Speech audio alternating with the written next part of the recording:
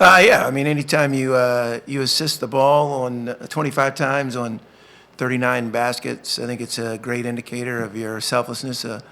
Also, think like we were defensively, we were pretty tough to play against, given all the different lineups that played together today. It wasn't our normal rotation, but I think the game necessitated that. So, yeah, really pleased with our group. I think it's easy, Nick, in this day and age that kind of maybe have a little different approach to the game if you've gotten a little attention. And our guys didn't do that. They showed a great sense of maturity and appreciation for being out there and being back in front of our fans.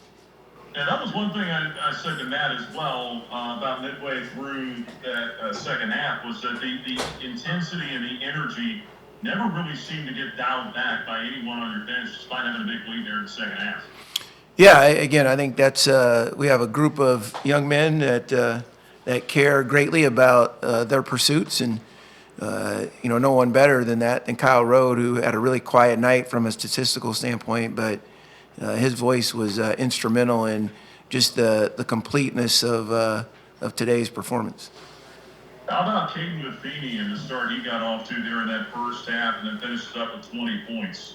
Yeah, we see it on a regular because Caden, he's such a selfless young man, but when he gets going, he can be Darius-like in spurts. But man, we've got a few guys that can get hot. Nick, Brody, Kyle, like we've seen it. And again, he doesn't get enough acclaim, but Joseph Vincent, he was amazing today, both ends of the floor. He just does so many things for our team that I think he's a really, really good piece to our puzzle. Yeah, double-double today for JV, his first of his career, 12 points, 11 rebounds for him. How scared were you in the first few moments of that game when Zach Cleveland had to come on? Yeah, well, I don't want any of our guys to ever get hurt. JC worked out earlier today and twisted his ankle a little bit, so he didn't get a chance to play. So, I mean, obviously concerned. Zach's a integral part of what we do, and I'm glad he was able to get back in there.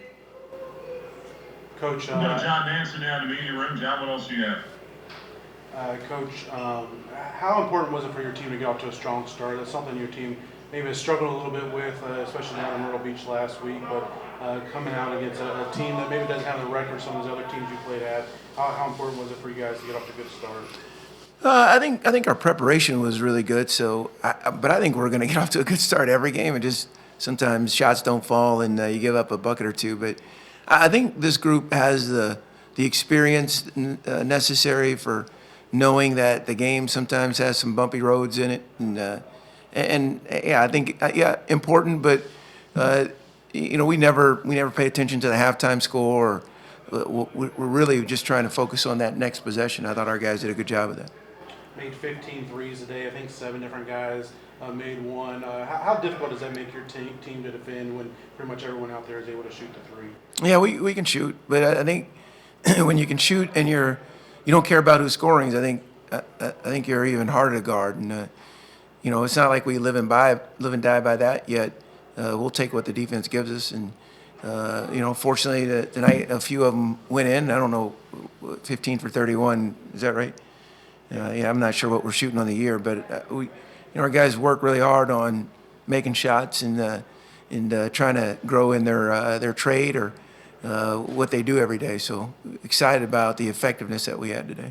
Another tough trip for you guys on the road coming up this week, playing at FAU and then Charleston on a neutral. Another opportunity for you guys to get better and improve. Yeah, is this in preview for next week's?